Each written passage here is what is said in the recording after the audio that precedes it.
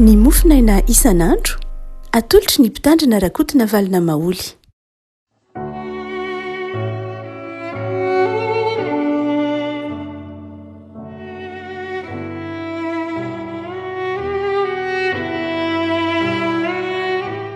Ampifaliana no iarabana antsika ry havako malala tratra ity alarobia fa 8 ny volana aogositra ity. Ny mofonaina izay voalahatra ao antsika dia ny bokin'ny Salamo fa 100. Salamo fa 100 vakiantsika amin'ny anaran'i Jesosy. Famindram-po sy fitsarana no ankarazaiko, ianao Jehovah no ody araiko. Hitandrina ny lalana marina aho, raha oviana no tonga aty amiko ianao, handeha amin'ny fahitsin'ny foko ao anatin'ny tranoko aho. Tsy ampitoetra zavatra tsy eo anoloan'ny masoko aho, halako ny mivadika. Tsy hikambana amiko izany ny fo maditra hiala amiko, tsy akasitraka izay ratsy aho, izay manendrikendrika ny namany mangingina dia ho fongorako. Tsy tohako izay miandranandrana sy miavinavina-po. Ny masoko hijery izay olo mahatoky amin'ny tany mba hitoerany ato amiko, izay mandeha amin'ny lalana marina no anompo aho. Tsy mba hitoetra ao anatin'ny tranoko izay manao fitaka, tsy mba hijanona eo anoloan'ny masoko izay milaza lainga, aringako isa-maraina ny ratsy fanahy rehetra amin'ny tany, mba ho fongorako ny mpanao ratsy rehetra, tsy ho ao an-tanànan Jehovah. Ray masonao manomasinana amin'ny fahamarinana, ny teninao no fahamarinana. Amen. Tapany 7 amin'ny 2, handeha amin'ny fahitsin'ny foko ao anatin'ny tranoko aho. Handeha amin'ny fahitsin'ny foko ao anatin'ny tranoko aho. Mpanjaka no mitendry izany teny izany, Davida, ary toy ny miresaka amin'Andriamanitra izy, toy ny manome toky an'Andriamanitra izy, ny amin'izay hitondrany ny fiainany sy hitondrany ny asany, hitondrany ny fanompony na ny ministera. Handeha amin'ny fahitsin'ny foko ao anatin'ny tranoko aho. Mahitsy fo ao anatin'ny trano. Raha miteny hoe trano io dia zavatra matetika ny filaza dia fonenana bête moa ilay izy ao, izay midika hoe fonenana, midika hoe fianakaviana koa nefany, azo ataoko hoe mpiara-miasa, azo atao hoe namana akaiky. Izany hoe raha miteny hoe fonena, trano fonenako eto, ny Salamon'i Davida, tranoko eto dia milaza ny ho toy ny toeram-piasana, milaza ilay toeram-panabeazana, ilay toeram-ponenana, ilay toerana hivelarana. Eto izany Davida miteny manao hoe izaho Andriamanitra dia andeha mahitsy tsara ato anatin'ny tranoko. Hotsika manao hoe mpanjaka no miteny izany teny izany.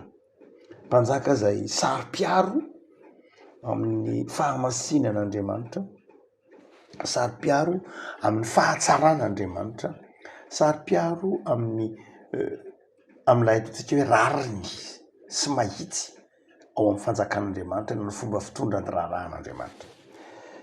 Ity larobia ity ara dia nitaona antsika ny tenin'Andriamanitra metram-panontaniana manao hoe manahoana moa isika ao anatin'ny tranontsika, mahitsy ve?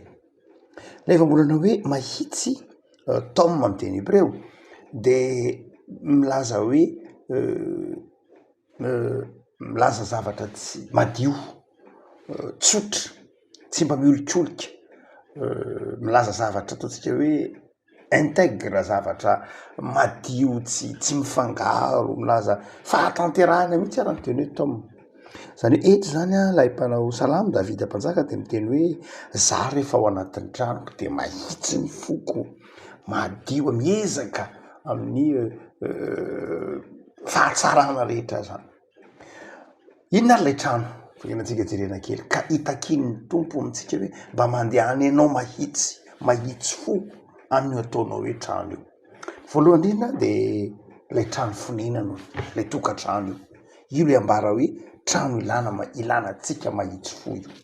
Ao anatin'ny tokantrano misy atsika mihitsy, ny tian'Andriamanitra iainantsika amin'izany atao hoe intégrité, iainan'izany antsoiny hoe perfection, iainan'izany simplicité, satria izay ny dikan'ilay teny hoe mahitsy, iainana ny fahatsorana, iainana ny fahatanterahana, iainana ny fahamarinana ao anatin'ny tokantrano, ao anatin'ny tokantrano misy antsika, amin'ny fifandraisantsika amin'izay mpiaramonina amintsika ao anatin'ny tokantrano, mahitsy ve tsika, tsotra ve tsika, marina ve tsika, mikendray ahatsara rehetra ao anatin'ny tokantrano ve isika?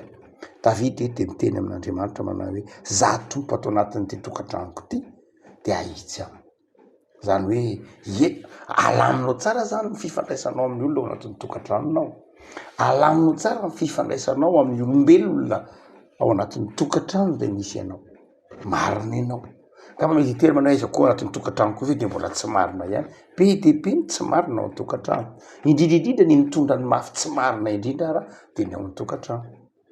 Ny mpiaramonina amin'ny olona akaiky azy indrindra no mitondra ny mafy ao anatin'ny tsy fahamarinan'ny olona. Raha mehitra rehefa misy olona tsy marina dia ny any ivelany voalohany, ny ao anatiny niaran'ny tsy fahamarinan'ny olona anankiray voalohany indrindra. Rehefa misy olona tsy marina, misy olona tsy mahitsy, misy olona tsy mendrika dia izao izay miara-monina amin'ny akaiky azy no iaran'izany mafy voalohany indrindra. Ray aman-dreny, ray tapoany, ny zanany, ny vadiny, ny rafozany, ny fianakaviany, zany niaran'ilay tsy fahamarinan'ny olona sy voalohany indrindra, iaran'ny fahasiahan'ny olona voalohany indrindra, iaran'ny toetran'ny olona kizitiny tsy mendrika voalohany dia izao izay olona akaiky azy. Dia izay mahatonga ny Davida manome toky an'Andriamanitra manao hoe alaniko tsara aloha ny fifandraisako amin'ny ato tokantranoko, fifandraisako amin'ny zanako, fifandraisako amin'ny vadiko, fifandraisako amin'ny mpiara-belona ato anatin'ny tokantrano. Misy ohatra matetika fitenin'ny fifoazana izay hoe aza manao fanaovan-jiro lava tongotra. Inona moa hoe fanaovan-jiro lava tongotra?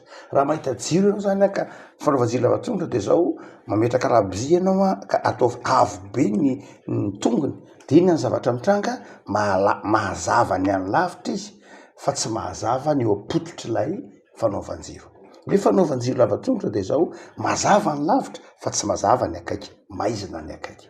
Izay toetra izay mihitsy no tsy tian'i Davida manao hoe melony izay mety ho fahazavana hoentiko ho an'ny manodidina dia tokony mazava ny ato an-trano, mazava amin'ny olona akaiky ahy. Izay ny dikany teny hoe ahitsy ny foko amin'ny tranoko ato anatin'ny tranoko, anatin'izay miara-monina amiko, ny mpiara-monina amiko ato anatin'ny tokantrano ny voalohany mahita misitraka mifaly amin'ny fahitsiny ny foko.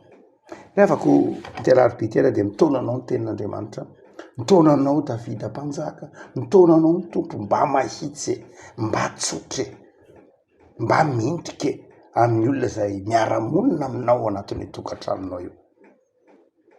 Fa tsy tokony adorona mihitsy ny tenin'ny Calvin manao hoe ny ankohonana ange ny tokantrano ange dia tsy inona tsy koa fa tahaka ny fiangonana kely, toerana hibeazana, toerana hanabeazana, izay ilay hoe tokantrano, toerana hanabeazana tanàna, toerana hanabeazana olona, no izany dia toerana hanjakan'ny fahitsiana, hanjakan'ny tenin'Andriamanitra, hanjakan'ny fanaovana ny sitrapon'Andriamanitra hoy Calvin.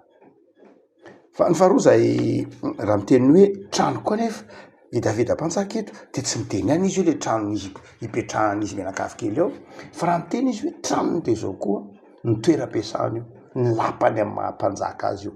Izany hoe voakasika io koa mivelatra misy kokoa ireo mpanolontsainany, ireo mpiara-miasa aminy, ny orinasany, ireo izay mifanerasera aminy. Raha miteny hoe trano eo dia tsy ny ankonany ihany fa ny olona akaiky azy. Dia zavatra faharoa zany dia ny hoe Davida dia miteny amin'ny tompo manao hoe za amin'ny fifandraisako amin'ny mpiara-miasa amiko, amin'ny fifandraisako amin'ny olona izay nomena ho ahy ara-miasa amiko dia izao mahitsy aho, marina, tanteraka. Firy amintsika moa ny afaka malala no afaka mijoro vavolombelona hoe za amin'izay rehetra toeram-piasako, amin'ny biraoako ve, amin'ny orinasako ve, amin'ny fikambanana misy ahy ve, amin'ny sehatra izay hijoroako vavolombelona izay tononona hoe tranoko hiasako, moa ve mahitsy, moa ve mendrika, moa ve faly ireo olona ireo, ny fanerasera amiko. Ade zaho toetsainy zany ny teny tompo anananao amin'ity tontolo andro ity hoe manahoana ianao? Mizara fifaliana ve? Miaina ny fahamendrena ve? Mamakivaky ity alarobia ity? Tsapanao ve? Tsapan'ny olona manodidina anao ve fa mahita soa aminao izy? Tsapan'ny olona manodidina anao ve fa mahita fifaliana aminao izy hoe marina sy mahitsy ianao? Sa mamitaka sanatrian'izany? Sa tsy tanteraka sanatrian'izany? De eto Davida miteny manao hoe raha oviana no tonga aty amiko ianao. Zany hoe saran'ny Davida mihitsy miteny amin'Andriamanitra manao hoe avianao Andriamanitra jereo a, oviana ianao ny mba hamangy ahy fa zao ny fiaraha-miasako amin'ny mpiarabelona amiko mety tsara. Afaka malala ny tompo efa namangy ianao.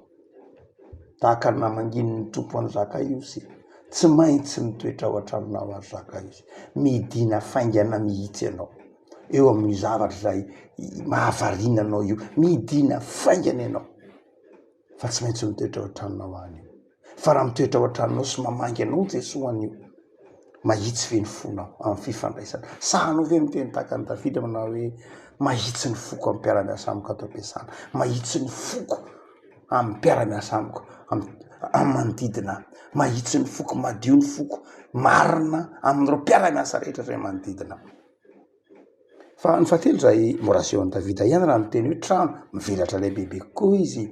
Eo ilay hoe ankonany, eo ilay trano izay ny fanjakany, ny lapany, ireo mpiara-miasa aminy, ireo tandapany, ireo mpanorotsaina azy. Fa ny fahatelo izay tenenin'i Davida hoe tranony koa dia izao ilay firenena mihitsy. Ilay firenena mihitsy dia ny firenena Israely. Miantso an'Andriamanitra izy manao hoe zaho ny fitondrako ny raharaham-pirenena dia mahitsy aho, marina, tanteraka. Davida eto izany dia miantso an'Andriamanitra hoe midina amin'ny firenenay ianao, vangio ny firenenay Andriamanitra dia avy jereo fa mahitsy ny foko amin'ny fitondrako ny raharaha.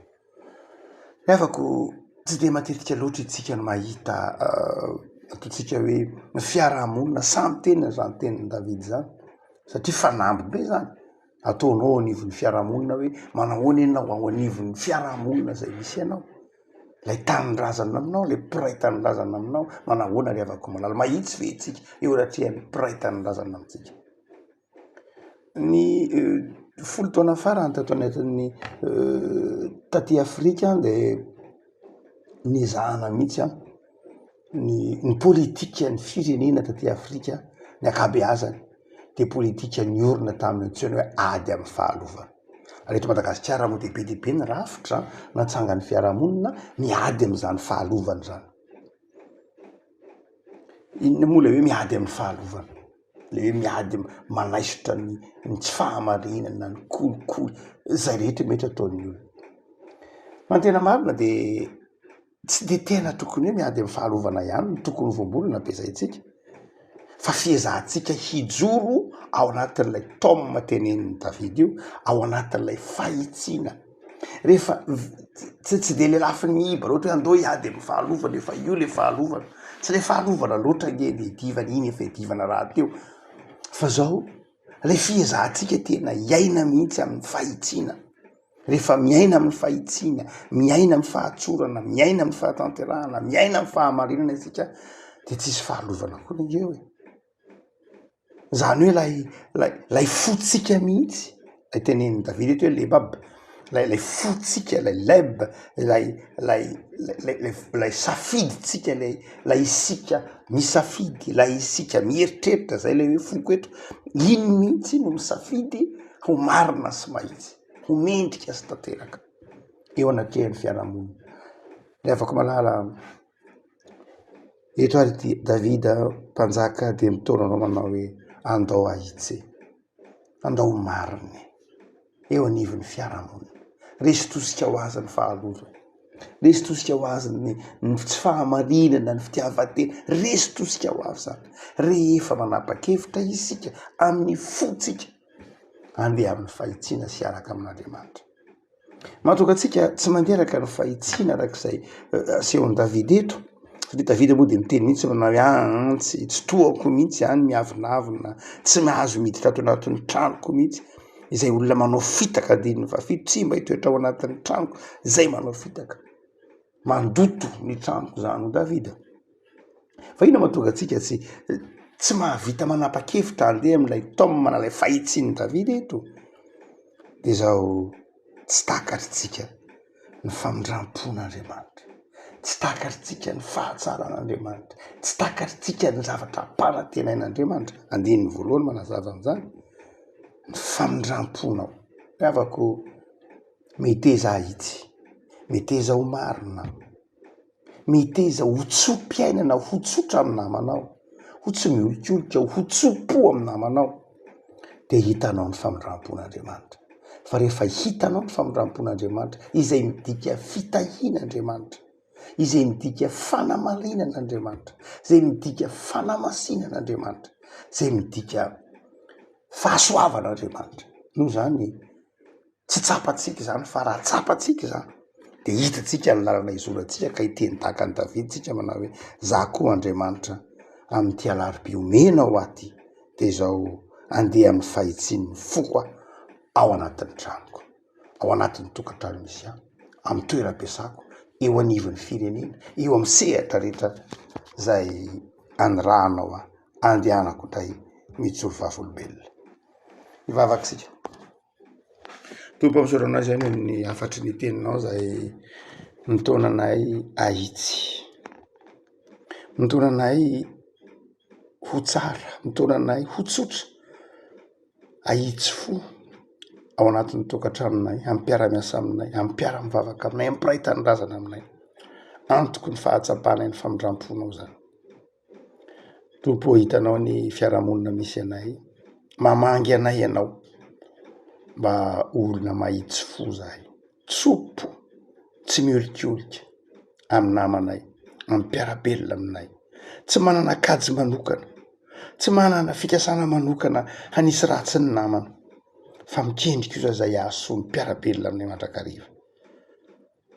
Tsapanay zany satria ataonao aminay ny famindram-ponao dia tsapanay fa ianao Andriamanitra dia mahitsy fo aminay, dia atao aminao zay mba hahitsy fo koa amin'ny mpiarabelona aminay. Mamelà anay Tompo raha toa ka tsy mendrika izahay, mamindrafo aminay raha tsy mendrika izahay. Sasoa madio zay mba ho fahotana dia tahitry alaribianay ity ho alaribian-jakan'ny fitiavanao, ho alaribian'ny mponainao ary andehananay amin'ny fahitsiana, amin'ny fo sy ny fisainana, amin'ny eritreritra sy ny asa. Dia ireo Jesosy ireo marary, jereo ireo miandrandra fanasitranana aminao, jereo ireo manana ady am-panahy, avelao heloka Tompo. Mamindrafo aminay amin'izay mety ho fitavozavozonay Jesosy, raha kofy amin'ny ranao soa indrindra izahay, ary tao mo vavolombelona mba ho tsapan'izay rehetra mifanerasera aminay, ny fahitsinay, ny fitiavanay, ny famindram-ponay, misaotra Jesosy. Amen.